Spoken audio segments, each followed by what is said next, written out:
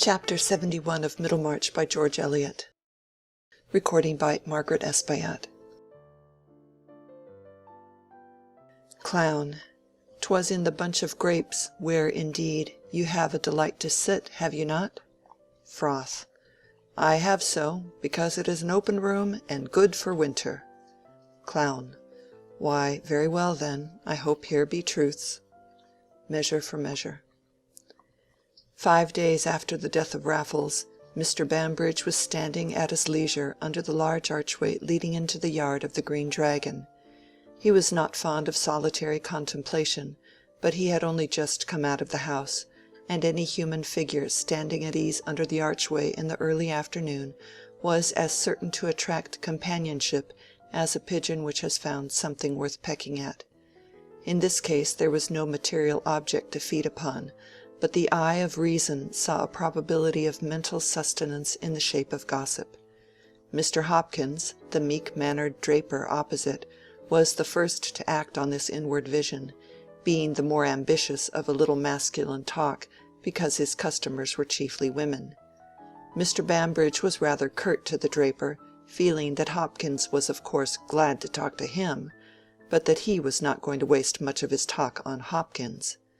Soon, however, there was a small cluster of more important listeners, who were either deposited from the passers-by, or had sauntered to the spot expressly to see if there were anything going on at the Green Dragon, and Mr. Bambridge was finding it worth his while to say many impressive things about the fine studs he had been seeing, and the purchases he had made on a journey in the north from which he had just returned. Gentlemen present were assured that when they could show him anything to cut out a blood mare, a bay rising 4, which was to be seen at Doncaster if they chose to go and look at it, Mr. Bambridge would gratify them by being shot from here to Hereford. Also a pair of blacks which he was going to put into the brake recalled vividly to his mind a pair which he had sold to Faulkner in 19 for 100 guineas, and which Faulkner had sold for 160 2 months later. Any gent who could disprove this statement being offered the privilege of calling Mr. Bambridge by a very ugly name until the exercise made his throat dry. When the discourse was at this point of animation came up Mr. Frank Hawley.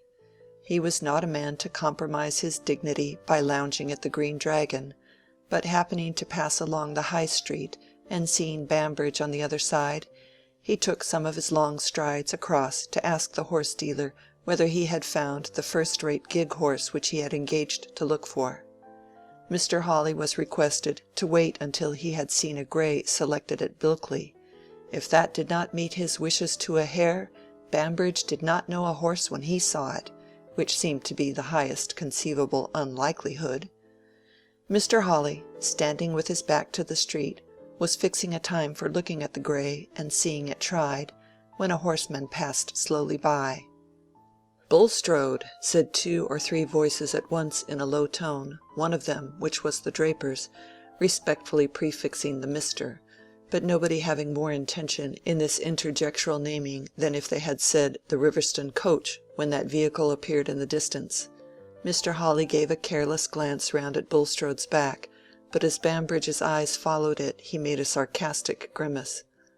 "By Jingo, that reminds me," he began, lowering his voice a little, "I picked up something else at Bilkley besides your gig-horse, Mr. Hawley. I picked up a fine story about Bulstrode. Do you know how he came by his fortune? Any gentleman wanting a bit of curious information I can give it him free of expense. If everybody got their deserts, Bulstrode might have to say his prayers at Botany Bay." "What do you mean?" said Mr. Hawley, thrusting his hands into his pockets and pushing a little forward under the archway. If Bulstrode should turn out to be a rascal, Frank Hawley had a prophetic soul. "I had it from a party who was an old chum of Bulstrode's.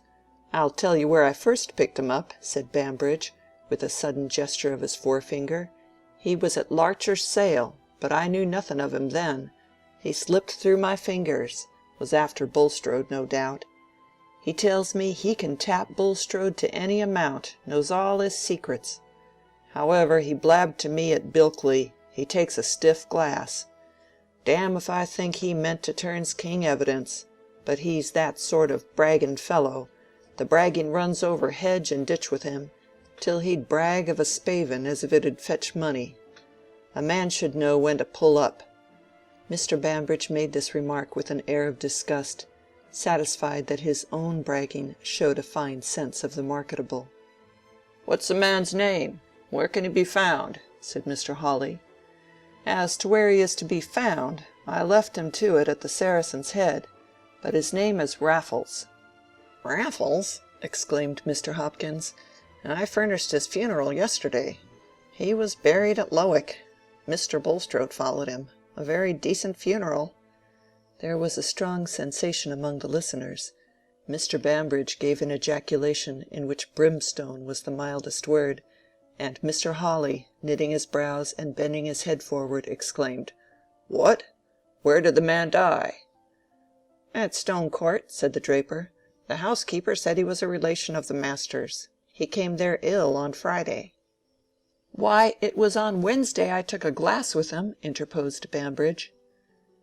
"Did any doctor attend him?" said Mr. Hawley. "Yes, Mr. Lydgate. Mr. Bulstrode sat up with him one night. He died the third morning." "Go on, Bambridge," said Mr. Hawley insistently. "What did this fellow say about Bulstrode?" The group had already become larger, the town clerk's presence being a guarantee that something worth listening to was going on there, and Mr. Bambridge delivered his narrative in the hearing of 7. It was mainly what we know, including the fact about Will Ladislaw, with some local color and circumstance added.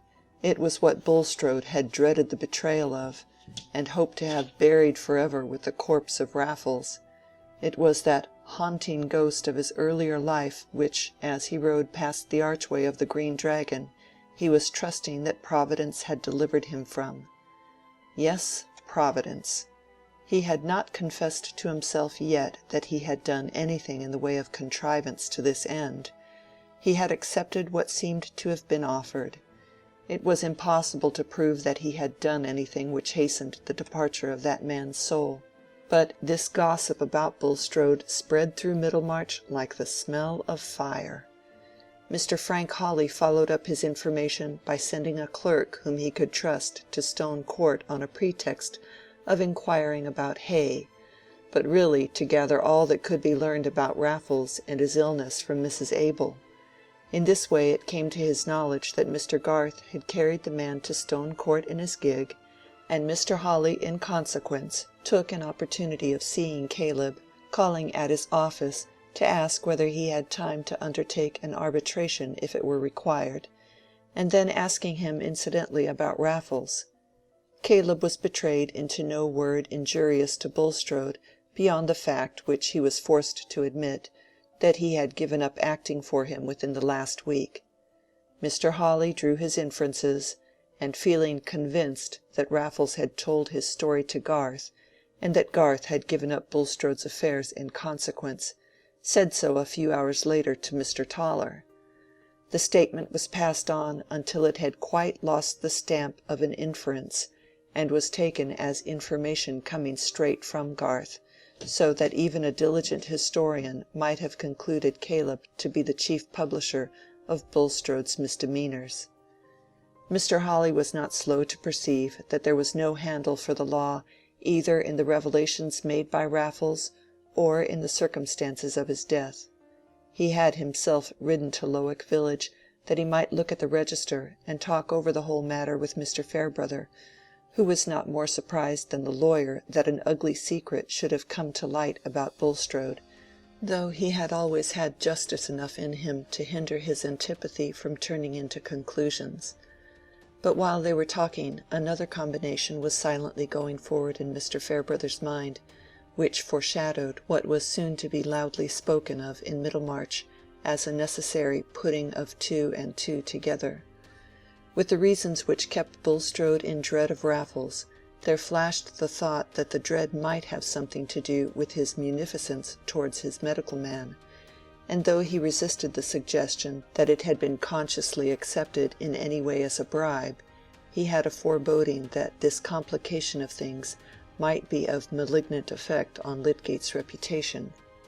He perceived that Mr. Hawley knew nothing at present of the sudden relief from debt, and he himself was careful to glide away from all approaches towards the subject. "Well," he said, with a deep breath, wanting to wind up the illimitable discussion of what might have been, though nothing could be legally proven, "it is a strange story. So our mercurial Ladislaw has a queer genealogy. A high-spirited young lady and a musical Polish patriot made a likely enough stock for him to spring from, but I should never have suspected a grafting of the Jew pawnbroker. However, there's no knowing what a mixture will turn out beforehand. Some sorts of dirt serve to clarify." "It's just what I should have expected," said Mr. Hawley, mounting his horse. "Any cursed alien blood, Jew, Corsican, or gypsy."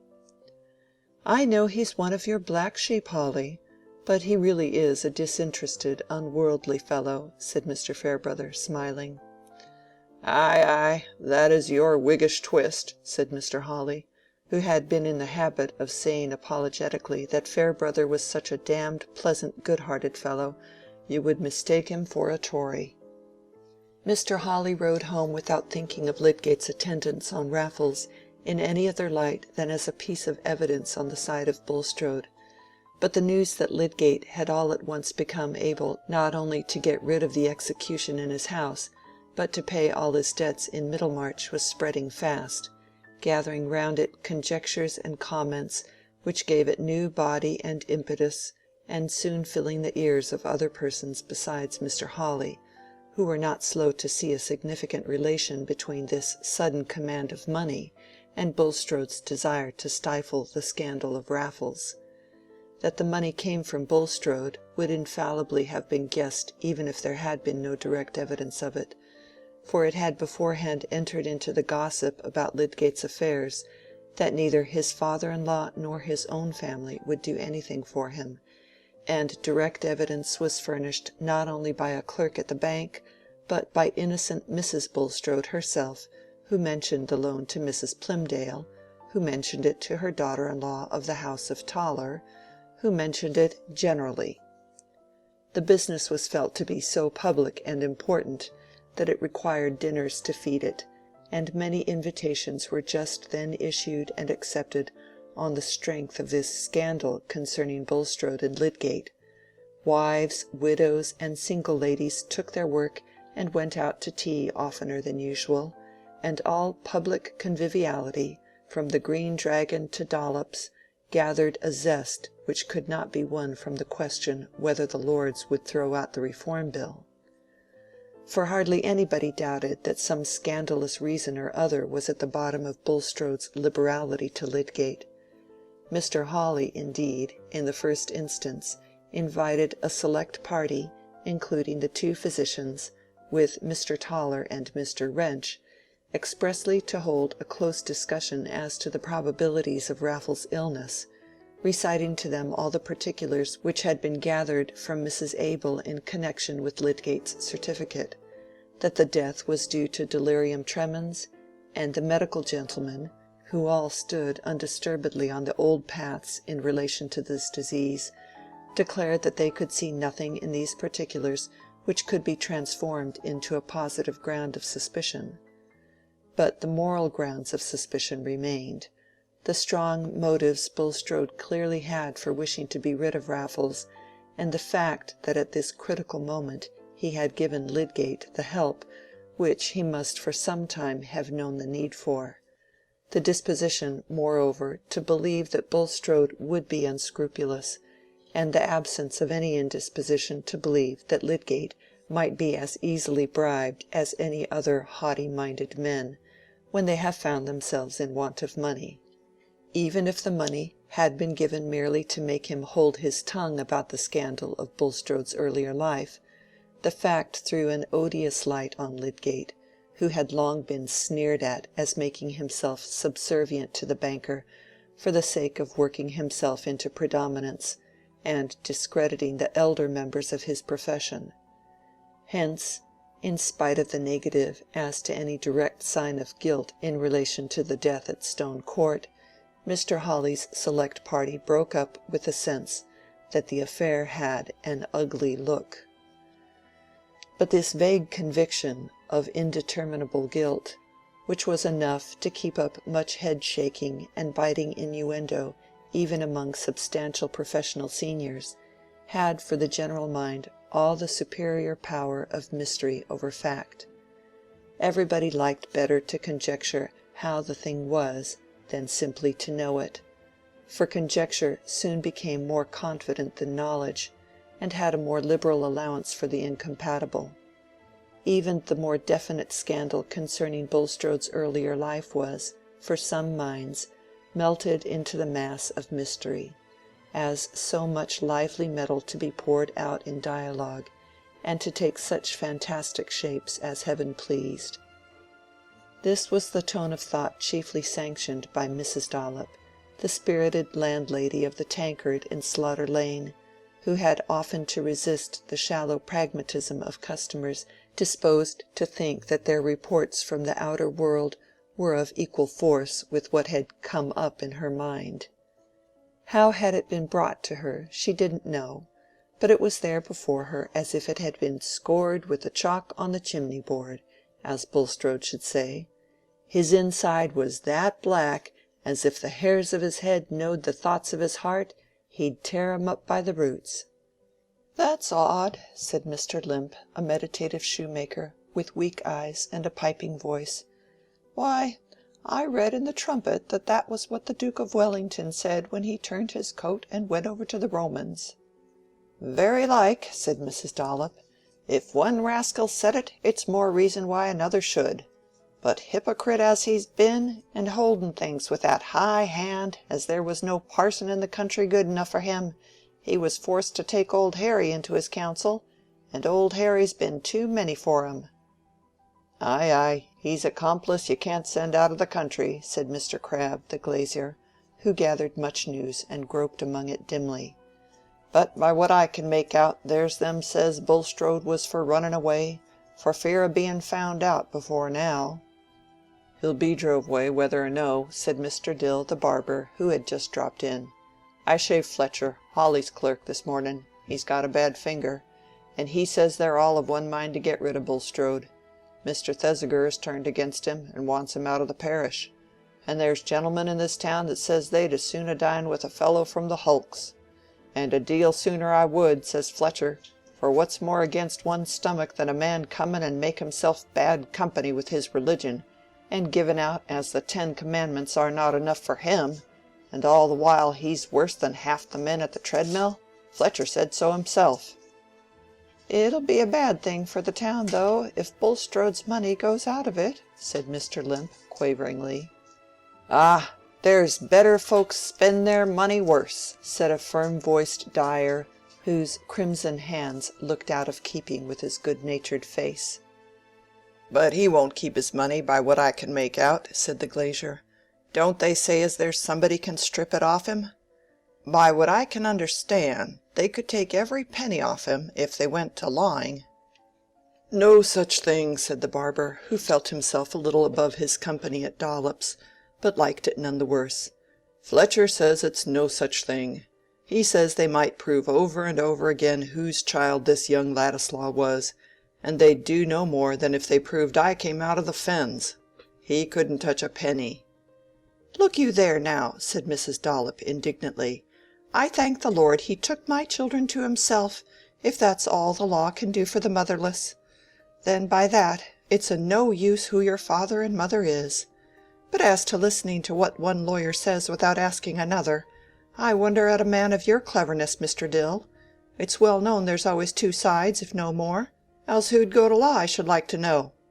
It's a poor tale, with all the law as there is up and down, if it's no use proving whose child you are. Fletcher may say that if he likes, but I say, don't Fletcher me." Mr. Dill affected to laugh in a complimentary way at Mrs. Dollop, as a woman who was more than a match for the lawyers, being disposed to submit to such twitting from a landlady who had a long score against him. "If they come to lawing, and it's all true as folks say, there's more to be looked to nor money," said the glazier. There's this poor creetur as is dead and gone, by what I can make out. He'd seen the day when he was a deal finer gentleman nor Bulstrode." "Finer gentleman, I'll warrant him," said Mrs. Dollop, "and a far personabler man by what I can hear. As I said when Mr. Baldwin, the tax-gatherer, comes in, a-standing where you sit, and says, 'Bulstrode got all his money as he brought into this town by thieving and swindling,' I said, 'You don't make me no wiser, Mr. Baldwin.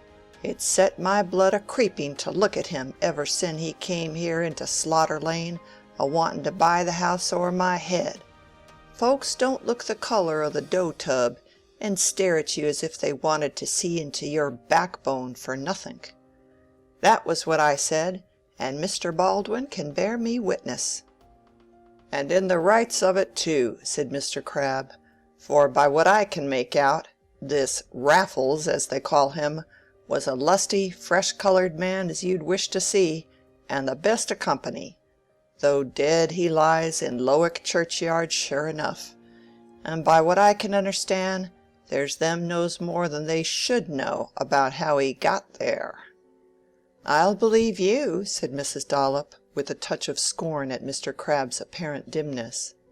"When a man's been 'ticed to a lone house, and there's them can pay for hospitals and nurses for half the countryside choose to be sitters up night and day, and nobody to come near but a doctor as is known to stick at nothink, and as poor as he can hang together, and after that so flush o' money as he can pay off Mr. Biles the butcher as his bill has been running for the best o' joints since last Michaelmas was a 12-month, I don't want anybody to come and tell me as there's been more going on nor the prayer book's got a service for. I don't want to stand winking and blinking and thinking." Mrs. Dollop looked around with the air of a landlady accustomed to dominate her company. There was a chorus of adhesion from the more courageous, but Mr. Limp, after taking a draught, placed his flat hands together and pressed them hard between his knees, looking down at them with blear-eyed contemplation, as if the scorching power of Mrs. Dollop's speech had quite dried up and nullified his wits until they could be brought round again by further moisture. "Why shouldn't they dig the man up and have the crowner?" said the dyer. "It's been done many and many's the time. If there's been foul play they might find it out." "Not they, Mr. Jonas," said Mrs. Dollop emphatically. "I know what doctors are. They're a deal too cunning to be found out. And this Dr. Lydgate, that's been for cutting up everybody before the breath was well out of their body, it's plain enough what use he wanted to make o' looking into respectable people's insides. He knows drugs, you may be sure, as you can neither smell nor see, neither before they're swallowed nor after. Why, I've seen drops myself ordered by Dr. Gambit, as is our club doctor and a good character, and has brought more live children into the world nor ever another in Middlemarch. I say, I've seen drops myself as made no difference whether they was in the glass or out, and have yet griped you the next day. So I'll leave your own sense to judge. Don't tell me. All I say is, it's a mercy they didn't take this Dr. Lydgate onto our club. There's many a mother's child might ha' rued it."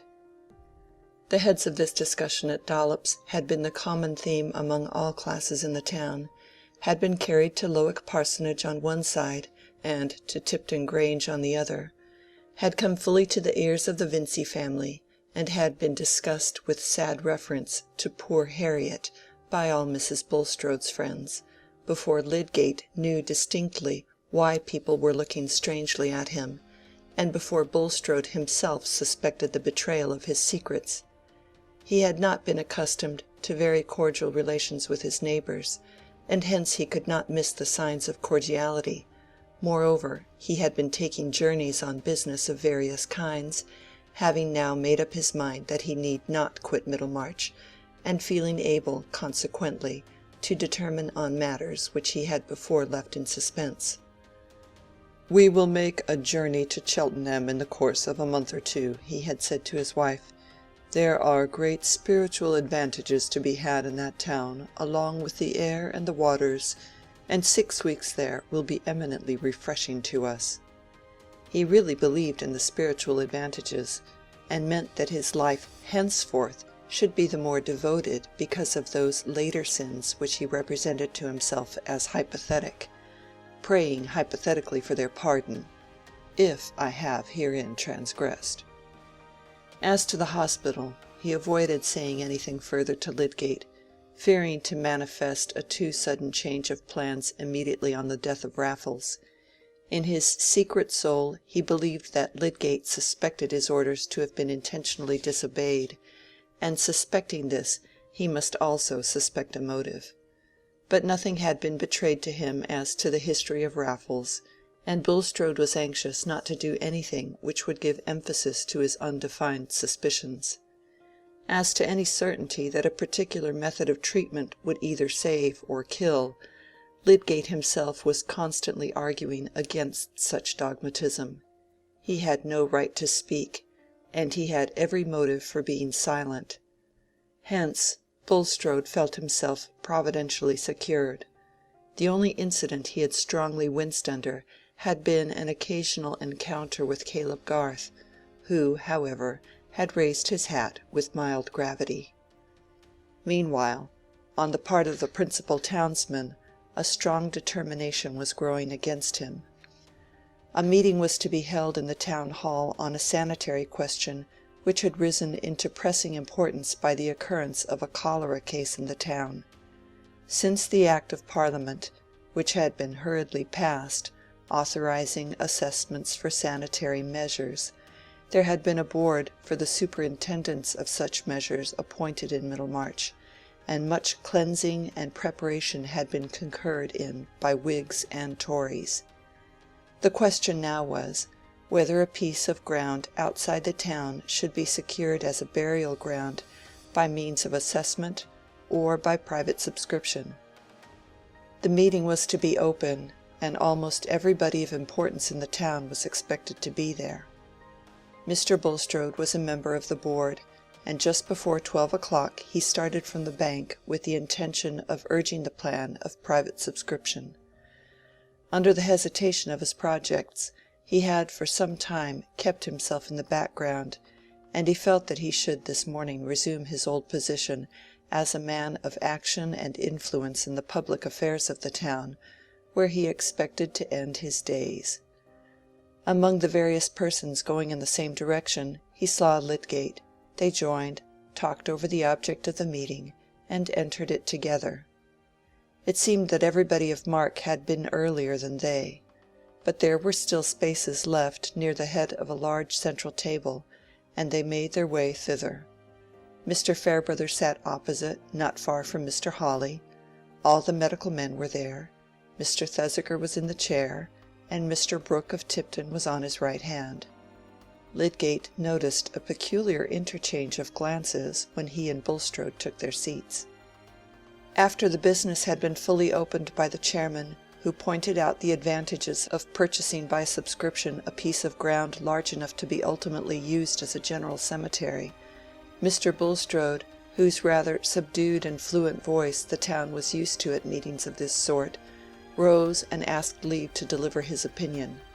Lydgate could see again the peculiar interchange of glances before Mr. Hawley started up, and said in his firm, resonant voice, "Mr. Chairman, I request that before anyone delivers his opinion on this point, I may be permitted to speak on a question of public feeling, which not only by myself, but by many gentlemen present, is regarded as preliminary."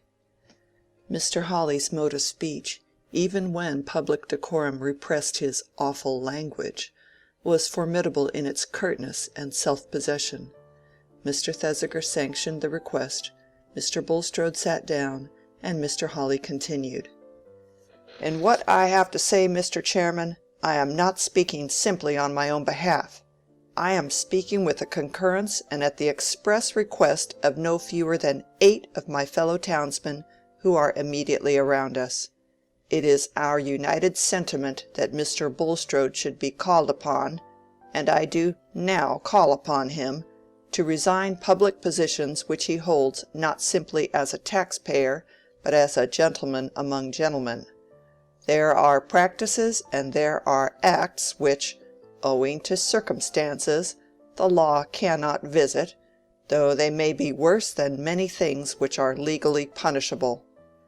Honest men and gentlemen, if they don't want the company of people who perpetrate such acts, have got to defend themselves as best they can, and that is what I and the friends whom I may call my clients in this affair are determined to do. I don't say that Mr. Bulstrode has been guilty of shameful acts, but I call upon him either publicly to deny and confute the scandalous statements made against him by a man now dead, and who died in his house, the statement that he was for many years engaged in nefarious practices, and that he won his fortune by dishonest procedures, or else to withdraw from positions which could only have been allowed him as a gentleman among gentlemen." All eyes in the room were turned on Mr. Bulstrode, who, since the first mention of his name, had been going through a crisis of feeling almost too violent for his delicate frame to support. Lydgate, who himself was undergoing a shock as from the terrible practical interpretation of some faint augury, felt, nevertheless, that his own movement of resentful hatred was checked by that instinct of the healer which thinks first of bringing rescue or relief to the sufferer, when he looked at the shrunken misery of Bulstrode's livid face.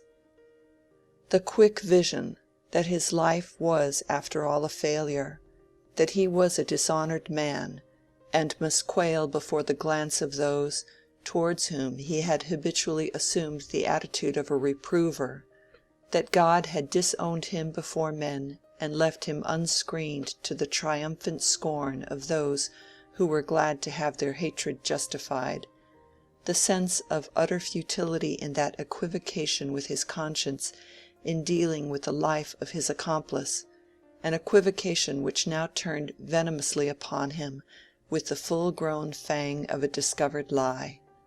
All this rushed through him like the agony of terror which fails to kill, and leaves the ears still open to the returning wave of execration. The sudden sense of exposure after the re-established sense of safety came, not to the coarse organization of a criminal, but to the susceptible nerve of a man whose intensest being lay in such mastery and predominance as the conditions of his life had shaped for him. But in that intense being lay the strength of reaction. Through all his bodily infirmity there ran a tenacious nerve of ambitious, self-preserving will, which had continually leaped out like a flame, scattering all doctrinal fears, and which, even while he sat an object of compassion for the merciful, was beginning to stir and glow under his ashy paleness. Before the last words were out of Mr. Hawley's mouth, Bulstrode felt that he should answer, and that his answer would be a retort. He dared not get up and say, "I am not guilty, the whole story is false." Even if he had dared this, it would have seemed to him, under his present keen sense of betrayal, as vain as to pull, for covering to his nakedness, a frail rag which would rend at every little strain. For a few moments there was total silence, while every man in the room was looking at Bulstrode. He sat perfectly still, leaning hard against the back of his chair. He could not venture to rise, and when he began to speak he pressed his hands upon the seat on each side of him. But his voice was perfectly audible, though hoarser than usual, and his words were distinctly pronounced, though he paused between sentence as if short of breath. He said, turning first towards Mr. Thesiger, and then looking at Mr. Hawley, "I protest before you, sir, as a Christian minister, against the sanction of proceedings towards me which are dictated by virulent hatred. Those who are hostile to me are glad to believe any libel uttered by a loose tongue against me, and their consciences become strict against me. Say that the evil speaking of which I am to be made the victim accuses me of malpractices." Here Bulstrode's voice rose and took on a more biting accent, till it seemed a low cry. "Who shall be my accuser? Not men whose lives are unchristian, nay, scandalous; not men who themselves use low instruments to carry out their ends, whose profession is a tissue of chicanery, who have been spending their income on their own sensual enjoyments, while I have been devoting mine to advance the best objects with regard to this life and the next." After the word chicanery there was a growing noise, half of murmurs and half of hisses, while 4 persons started up at once: Mr. Hawley, Mr. Toller, Mr. Chichely, and Mr. Hackbutt. But Mr. Hawley's outburst was instantaneous, and left the others behind in silence. "If you mean me, sir, I call you and every one else to the inspection of my professional life. As to Christian or unchristian, I repudiate your canting, palavering Christianity. And as to the way in which I spend my income, it is not my principle to maintain thieves and cheat offspring of their due inheritance in order to support religion and set myself up as a saintly killjoy. I affect no niceness of conscience. I have not found any nice standards necessary to measure your actions by, sir, and I again call upon you to enter into satisfactory explanations concerning the scandals against you, or else to withdraw from posts in which we, at any rate, decline you as a colleague. I say, sir, we decline to cooperate with a man whose character is not cleared from infamous lights cast upon it, not only by reports, but by recent actions." "Allow me, Mr. Hawley," said the chairman, and Mr. Hawley, still fuming, bowed half impatiently, and sat down with his hands thrust deep in his pockets. "Mr. Bulstrode, it is not desirable, I think, to prolong the present discussion," said Mr. Thesiger, turning to the pallid, trembling man. "I must so far concur with what has fallen from Mr. Hawley in expression of a general feeling, as to think it due to your Christian profession that you should clear yourself, if possible, from unhappy aspersions. I, for my part, should be willing to give you full opportunity and hearing, but I must say that your present attitude is painfully inconsistent with those principles which you have sought to identify yourself with, and for the honor of which I am bound to care. I recommend you at present, as your clergyman, and one who hopes for your reinstatement in respect, to quit the room and avoid further hindrance to business." Bulstrode, after a moment's hesitation, took his hat from the floor and slowly rose, but he grasped the corner of the chair so totteringly that Lydgate felt sure there was not strength enough in him to walk away without support. What could he do? He could not see a man sink close to him for want of help. He rose and gave his arm to Bulstrode, and in that way led him out of the room. Yet this act, which might have been one of gentle duty and pure compassion, was at this moment unspeakably bitter to him. It seemed as if he were putting his sign manual to that association of himself with Bulstrode, of which he now saw the full meaning as it must have presented itself to other minds. He now felt the conviction that this man who was leaning tremblingly on his arm had given him the £1,000 as a bribe, and that somehow the treatment of Raffles had been tampered with from an evil motive. The inferences were closely linked enough. The town knew of the loan, believed it to be a bribe, and believed that he took it as a bribe.